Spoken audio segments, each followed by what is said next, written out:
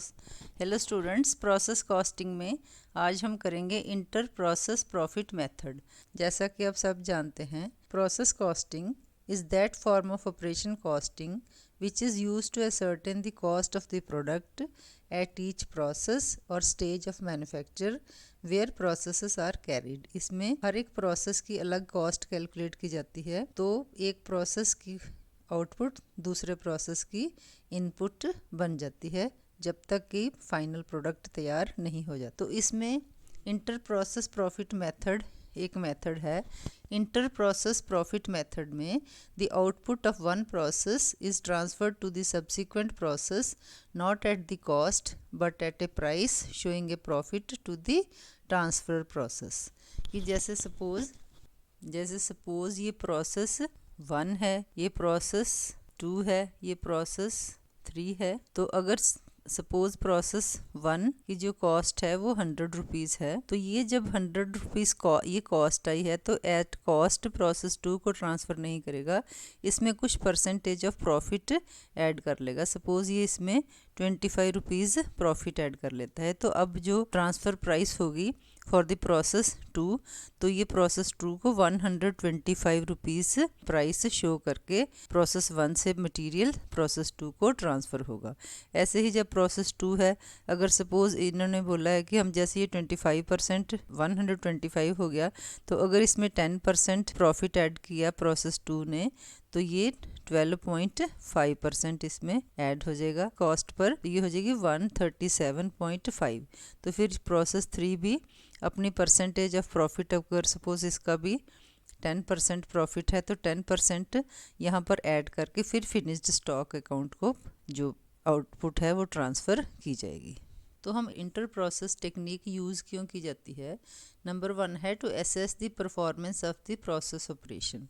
जो different process से होकर प्रोडक्ट गुजरता है, तो उसके ऑपरेशंस को चेक करने के लिए कि वहाँ पर एफिशिएंटली काम हो रहा है या नहीं हो रहा।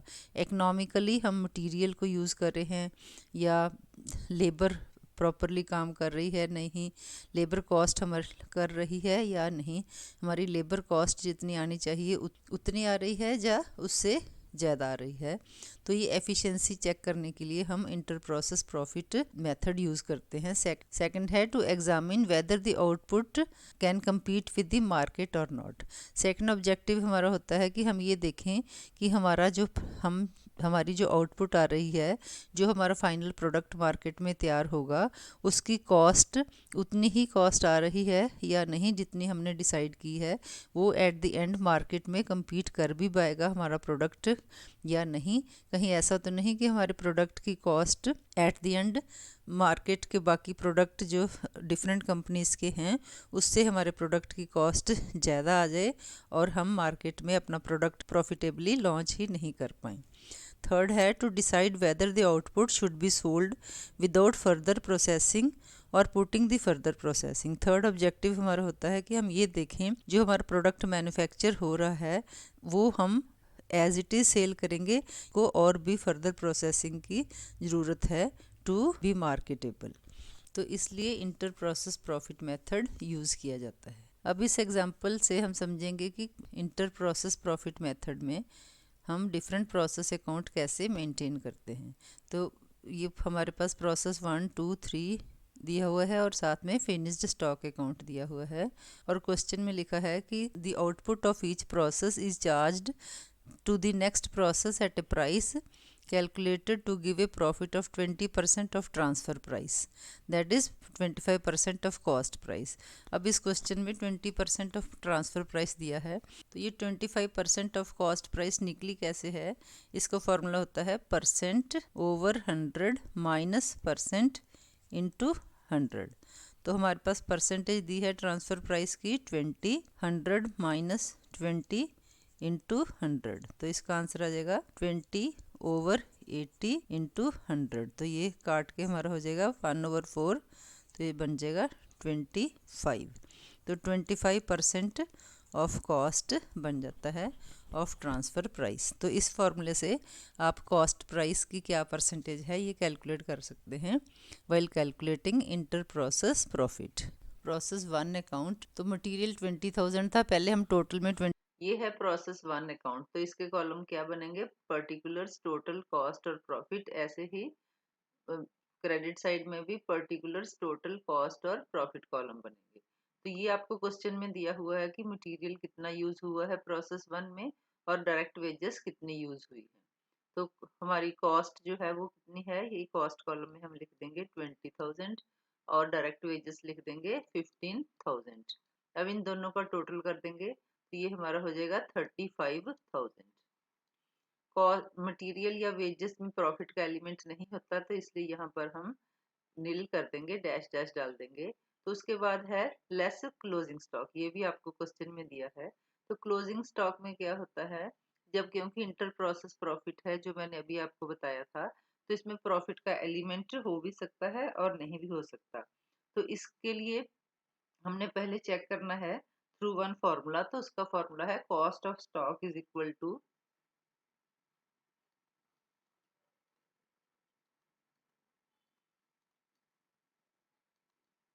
cost of stock is equal to cost column over total column into stock।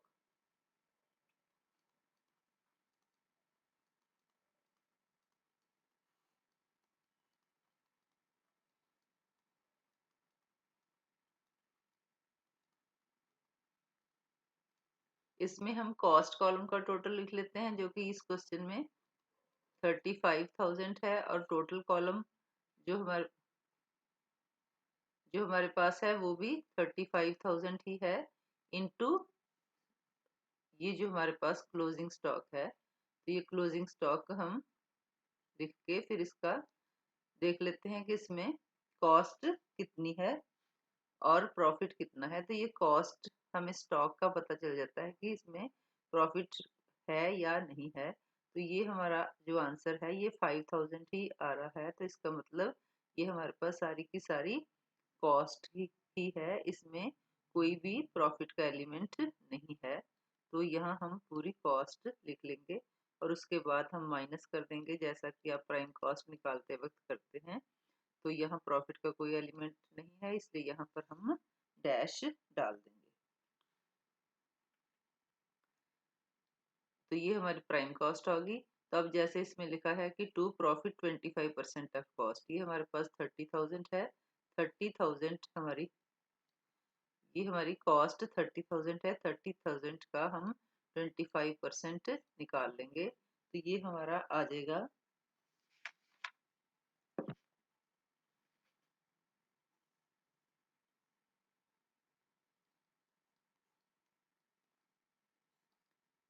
7,500। तो 7,500 ग्रॉस प्रॉफिट है, तो 7,500 प्रॉफिट ऐड किया गया है इन प्रोसेस वन।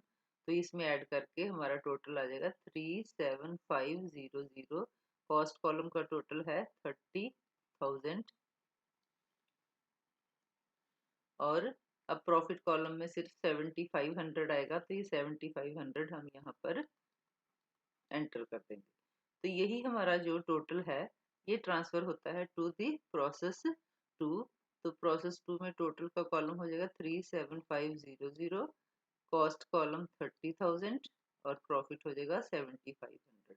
उसके बाद हम ये जो हमारे पास क्लोजिंग स्टॉक होता है ये हम कैरी फॉरवर्ड कर देते हैं एट द एंड, ताकि जब हमारा प्रोसेस फिर से शुरू हो तो ये मटेरियल हम वहां पर यूज कर सकें।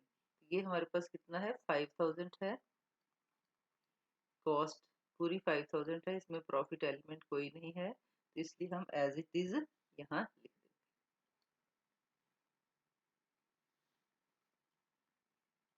देंगे। यहाँ लिख देंगे।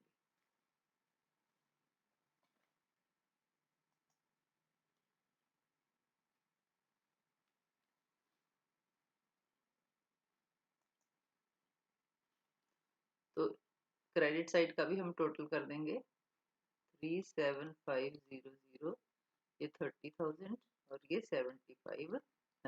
इसको हम ट्रांसफ़र कर देंगे टू प्रोसेस टू। तो ये हमारे पास कितना है, 37,500 टोटल है। कॉस्ट में था 30,000 और प्रॉफिट था हमारे पास 7,500। मटेरियल क्वेश्चन में दिया हुआ है 5000 मटेरियल है, डायरेक्ट वेजेस हमारे पास हैं 10,000। इन तीनों का टोटल हमारा हो जाएगा 52,500। अब मटेरियल जो है कॉस्ट है, ये हम एज इट इज़ यहाँ लिख देंगे इन दी कॉस्ट कॉलम। ऐसे ही डायरेक्ट वेजेस यहाँ आ जाएगा और इसका अब हम टोटल कर देंगे तो ये हमारा हो जाएगा 45,000 और 7,500 हमारा प्रॉफिट का टोटल है। अब क्लोजिंग स्टॉक दी हुई है, क्लोजिंग स्टॉक क्वेश्चन में दिया है 6,500। अब हमने इसमें से देखना है कि इसमें प्रॉफिट एलिमेंट कितना है, तो इसका क्या फार्मूला करेंगे, cost over total, cost 45,000 over 52,500 into 6,500। तो ये कैसे निकलेगा, 45,000 cost over total into closing stock. 45,000 over 52,500 into 6,500। तो इसका आंसर आ जाएगा 5571। तो 5571 हमारी क्या है, 5571 कॉस्ट है, 5571 कॉस्ट है। 65 में से 6,500 माइनस 5571, तो हमारा आंसर आ जाएगा 929। तो ये 6,500 में प्रॉफिट 929 रुपीज़ है। फिर टोटल 52,500 में से 6,500 माइनस करके 46,000 आ जाएगा। ऐसे ही 45,000 माइनस 5575 तो आ जाएगा 39,429। 7,500 माइनस 929 तो आ जाएगा 6,571। ये हमारी आ गई प्राइम कॉस्ट, ये आ गई प्राइम कॉस्ट। अब हम कॉस्ट का 25% प्रॉफिट ऐड कर देंगे। 46,000 हमारे पास कॉस्ट है, 46,000 का हम कैलकुलेट कर लेंगे प्रॉफिट। अब 25% प्रॉफिट कैसे कैलकुलेट होगा, 46,000 मल्टीप्लाई बाई 25 ओवर 100, तो ये हमारा आ जाएगा 11,500। तो 11,500 हमारा प्रॉफिट है। तो इन दोनों को प्लस कर देंगे तो ये हमारा टोटल आ जाएगा आउटपुट। ये हमारी टोटल आउटपुट है। तो प्रॉफिट हम प्रॉफिट कॉलम में एंटर कर देंगे, तो यहाँ हो जाएगा इन दोनों का टोटल, यहाँ तो कुछ भी नहीं है तो ये हो जाएगा 39,429। इन दोनों का टोटल है 180,71। तो टू स्टॉक BD, अब ये जो क्लोजिंग स्टॉक है इसको हम एज इट इज़ ट्रांसफ़र कर देंगे। तो ये यहाँ हमने लिख देना है 6,500 5571 और ये हो जाएगा 929। अब ये जो आउटपुट है that will be transferred to process 3। इसी तरीके से हम प्रोसेस 3 मेंटेन करेंगे। प्रोसेस 2 की आउटपुट जो प्रोसेस 3 के लिए इनपुट है वो क्या है, टोटल है 57500, यहाँ था 36,429 और प्रॉफिट था 18071। मटेरियल 4,000, डायरेक्ट वेजेस 20,000 क्वेश्चन में दिया हुआ है। तो ये कॉस्ट कॉलम में एज इट इज़ लिखा जाएगा। इन तीनों का टोटल है 63,429, ये आ जाएगा 18071। अब क्लोजिंग स्टॉक 9,500 है। अब फिर हम प्रॉफिट कैलकुलेट करेंगे कि कितना प्रॉफिट है, तो वो कैसे कैलकुलेट होगा, cost over total into stock. Cost है हमारे पास 63,429 ओवर 81,500 इंटू क्लोजिंग स्टॉक 9,500, तो हमारा आंसर आ जाएगा 7394। तो 7394 कॉस्ट है और 9,500 में से जब हम 7394 माइनस कर देंगे तो 2106 हमारा प्रॉफिट आ जाएगा।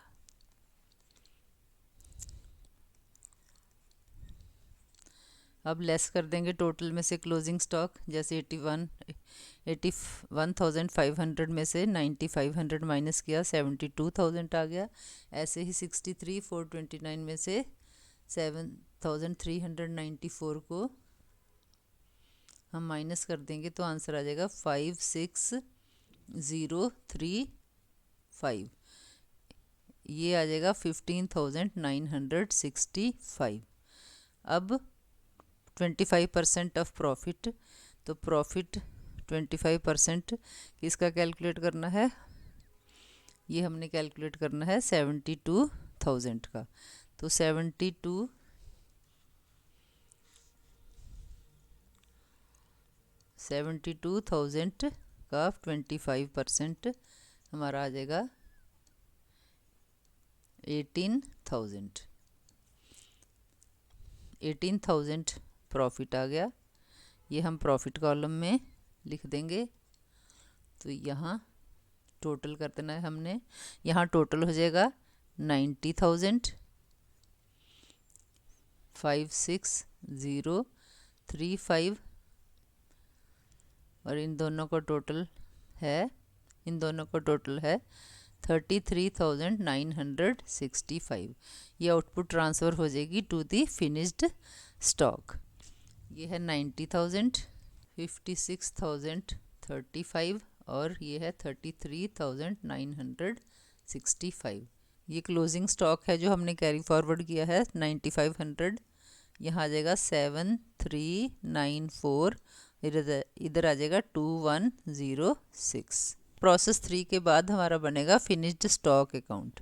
फिनिश्ड स्टॉक को ट्रांसफ़र होगी प्रोसेस 3 की आउटपुट। ये था 90,000, कॉस्ट इसकी थी 56,035 और इसमें प्रॉफिट था 33,965। अब लेस ये क्लोजिंग स्टॉक हमें दिया है क्वेश्चन में 5,000, तो 5,000 का सेम एज इट इज़ ही हम जैसे पहले हमने कैलकुलेट की है कि इसमें कॉस्ट कितनी है और प्रॉफिट कितना है, तो वो कैसे कैलकुलेट होगा 56,035 ओवर 90,000। सेम फार्मूला लगेगा जो पहले लगा है इंटू 5,000। तो इसका आंसर है 3,113। तो इसमें प्रॉफिट कितना हो जाएगा 5,000 माइनस 3,113 इज इक्वल टू 1,887। तो 1,887 हमारे पास प्रॉफिट है और 3,113 कॉस्ट है। टोटल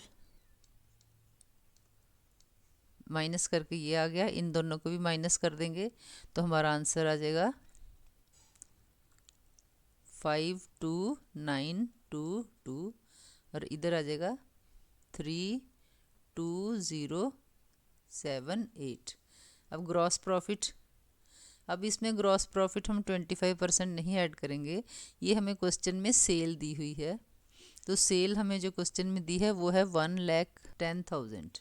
1,10,000 में से हम 85,000 माइनस कर देंगे तो हमारे पास आ जाएगा 25,000। तो ये 25,000 जो है वो है ग्रॉस प्रॉफिट। 25,000 हम इधर ट्रांसफ़र कर देंगे, इन दोनों को प्लस कर देंगे, ये एज इट इज़ हो जाएगा हमारे पास। तो ये है हमारी लास्ट एंट्री ऑफ सेल। तो ये क्या है 1,10,000 हमारी सेल प्राइस थी, इसमें कॉस्ट है 52,922 और प्रॉफिट है 57,078। स्टॉक को हम as it is carry forward कर लेंगे। फिनिश्ड स्टॉक अकाउंट बनाने के बाद हमें एक और स्टेटमेंट बनानी पड़ती है ऑफ एक्चुअल रियलाइज्ड प्रॉफिट। जो डिफरेंट प्रोसेस अकाउंट्स हैं उसमें जो हमारे पास प्रॉफिट शो होता है, जैसे इस क्वेश्चन में था कि 25% ऑन कॉस्ट या 20% ऑन ट्रांसफ़र प्राइस, तो उसमें क्लोजिंग स्टॉक का प्रॉफिट जो कि रियलाइज नहीं हुआ इंक्लूडेड है। वो एक्चुअल प्रॉफिट नहीं होगा क्योंकि that will not be at the end when the goods will be sold. इसलिए हमें जो डिफरेंट प्रोसेस अकाउंट में जो हमने प्रॉफिट इंक्लूड किया है तो उसमें से हम क्लोजिंग स्टॉक का प्रॉफिट लेस कर देंगे, तो फिर हमें एक्चुअल प्रॉफिट का पता चल जाएगा। ये पीछे आप स्टेटमेंट देखोगे तो ग्रॉस प्रॉफिट, जैसे इसमें 25,000 ग्रॉस प्रॉफिट है, इसमें 18,000 ग्रॉस प्रॉफिट है। प्रोसेस 2 में 11,500 ग्रॉस प्रॉफिट है और प्रोसेस 1 में 7,500 ग्रॉस प्रॉफिट है। तो ये सभी ग्रॉस प्रॉफिट्स हम पहले एक्चुअल रियलाइज्ड प्रॉफिट स्टेटमेंट में लिख लेंगे। उसमें से जो क्लोजिंग स्टॉक का प्रॉफिट जो डिफरेंट अकाउंट्स में हमने कैलकुलेट किया था उसको हम लेस कर देंगे तो हमारे पास एक्चुअल प्रॉफिट आ जाएगा। जैसे ये 7,500 है तो फर्स्ट प्रोसेस में कोई भी क्लोजिंग स्टॉक में कोई भी प्रॉफिट इंक्लूडेड नहीं था तो यहाँ 7,500 ही आ जाएगा। नेक्स्ट है प्रोसेस 2 का, तो 11,500 हमारे पास प्रॉफिट था तो उसमें से हम -929 कर देंगे तो हमारे पास ये प्रॉफिट आ जाएगा। तो इस तरह हम प्रोसेस 3 प्रोसेस 4 सभी के अनरियलाइज्ड प्रॉफिट लेस कर देंगे तो हमें एक्चुअल प्रॉफिट का पता चल जाएगा। तो फिर हम प्रॉफिट्स का टोटल कर देंगे तो हमें पता चल जाएगा कि डिफरेंट प्रोसेस में जो टोटल प्रॉफिट हमने ऐड किया था वो कितना था और एक्चुअली जो प्रॉफिट है आफ्टर सेल हुआ वो हमारे पास कितना प्रॉफिट आएगा। तो कई बार क्वेश्चन में ओपनिंग स्टॉक भी आपको दिया होता है, तो अगर ओपनिंग स्टॉक दिया हो तो ओपनिंग स्टॉक का जो प्रॉफिट है उसको हम ऐड कर देते हैं अपरेंट प्रॉफिट में और क्लोजिंग स्टॉक का प्रॉफिट हम लेस कर देते हैं। अगर अपरेंट प्रॉफिट हमारे पास है तो उसमें हम प्लस कर देंगे ओपनिंग स्टॉक प्रॉफिट और माइनस कर देंगे क्लोजिंग स्टॉक प्रॉफिट, तो हमारा आ जाएगा एक्चुअल प्रॉफिट। नेक्स्ट है कि stock valuation for balance sheet purpose. जैसा आप जानते हैं कि जब बैलेंस शीट बनाई जाती है तो एसेट साइड में क्लोजिंग स्टॉक की एंट्री होती है कि हमारे पास क्लोजिंग स्टॉक कितना बचा। तो इस क्वेश्चन में जैसे प्रोसेस 1, प्रोसेस 2, प्रोसेस 3, प्रोसेस 4, इसमें जितना भी हमारे पास क्लोजिंग स्टॉक था तो वो क्लोजिंग स्टॉक हमने लेना है एट द कॉस्ट। जो प्रॉफिट उसमें इंक्लूडेड है वो प्रॉफिट हम बीच में ऐड नहीं करेंगे। तो सिर्फ क्लोजिंग स्टॉक की जो कॉस्ट कॉलम में क्लोजिंग स्टॉक दिया है सिर्फ वो एंट्री हम इसमें करेंगे। जैसे ये पहला हमारे पास प्रोसेस 1 था तो उसमें कोई भी प्रॉफिट इंक्लूडेड नहीं था तो प्रोसेस 1 में 5,000 ही हमारा क्लोजिंग स्टॉक था। जब हमने सेकंड प्रोसेस किया तो हमारे पास जो क्लोजिंग स्टॉक की फिगर थी वो थी 6,500, उसमें से हमने 929 हमारा प्रॉफिट था तो वो जब हमने माइनस कर दिया तो हमारे पास जो क्लोजिंग स्टॉक की कॉस्ट बची वो थी 5,571, वो हम लिखेंगे। प्रोसेस 3 में हमारे पास जो क्लोजिंग स्टॉक था वो था 9,500, उसमें से हमारे पास जो प्रॉफिट इंक्लूडेड था क्लोजिंग स्टॉक में वो था 2,106, तो हमारे पास जो कॉस्ट बची वो थी 7,394। ऐसे फिनिश्ड स्टॉक जो हमारे पास था वो था 5,000 क्लोजिंग स्टॉक और उसमें जो प्रॉफिट एलिमेंट था वो था 187 और हमारे पास जो कॉस्ट आई वो थी 3,113। तो इसका हम टोटल कर देंगे तो ये हमारे पास क्लोजिंग स्टॉक की वैल्यू आ जाएगी। क्योंकि क्वेश्चन बड़ा लेंथी होता है तो इसको चेक करना कि हमारा आंसर करेक्ट है या नहीं है, तो उसके लिए हम क्या करते हैं, इसमें जो टोटल कॉस्ट इंकर्ड हो इन ऑल द प्रोसेस उसको हम प्लस कर लेते हैं और उसमें से लेस क्लोजिंग स्टॉक कर देते हैं। ये मैं आपको यहाँ करके बता देती हूँ कि जैसे चेक, इसको हम लिख देते हैं कि चेक, ये क्वेश्चन का पार्ट नहीं होता लेकिन अगर आप करना चाहते हैं तो आप कर सकते हैं ताकि आपको सेटिस्फेक्शन हो जाए कि जो हमने एग्ज़ाम में क्वेश्चन किया वो हमारा क्वेश्चन सही है। तो जो फर्स्ट हमारा जो total cost incurred in all process थी वो क्या थी, मटेरियल और वेजेस सिर्फ हमारे पास हैं। अगर ओवरहेड्स हों तो ओवरहेड भी हम ऐड कर लेते हैं। तो यहाँ इस क्वेश्चन में हमारे पास सिर्फ मटेरियल और डायरेक्ट वेजेस है, जितनी भी कॉस्ट हो वो टोटल कॉस्ट हम ऐड कर लेते हैं। तो यहाँ हमारे पास जो टोटल कॉस्ट है प्रोसेस 1 की हमारी है 35,000, प्रोसेस 2 की हमारे पास है 15,000 और प्रोसेस 3 की हमारे पास है 24,000। तो ये हमारी कॉस्ट मैं एक बार आपको दिखा देती हूँ कि ये कौन सी कॉस्ट है। अगर हम क्वेश्चन से देखें ये हमारे पास कॉस्ट है 20,000, 15,000, सेकंड में 5,000 और 10,000, थर्ड में है 4,000 और 20,000। तो ये हमारी टोटल कॉस्ट हो जाएगी 74,000।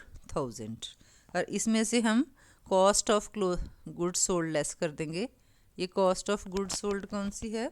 ये जो फिनिश स्टॉक अकाउंट की जो कॉस्ट कॉलम की है 52,922, इसको जब हम लेस कर देंगे ये हमारे पास आ रहा है 21,078।